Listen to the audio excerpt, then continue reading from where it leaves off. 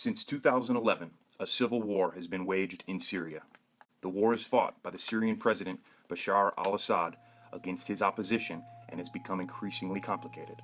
The war has many different stakeholders, including Russia, ISIS, and people who are just trying to protect themselves. There is a group of fighters, known as rebels, who don't want Assad to be in power anymore. Through those years, many Syrian civilians have been forced to leave or are in danger from the surrounding conflict. More than 250,000 Syrians lost their lives in just 4.5 years of armed conflict, which began with anti-government protests before escalating into a full-scale civil war. More than 11 million others have been forced from their homes as forces loyal to President Bashar al-Assad and those opposed to his rule battle each other. In return, the civilians are fleeing their homeland in hopes of a better, safer environment.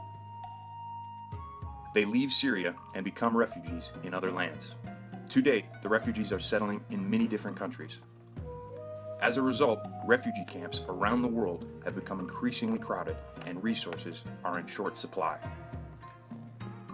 This chart represents the average ages of refugees in camps around the world.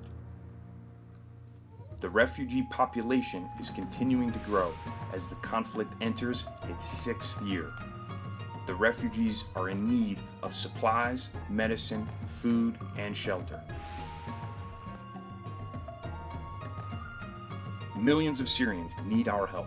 According to the United Nations, $4.5 billion was required to meet the urgent needs of the most vulnerable Syrians in 2016, but only $2.9 billion was received.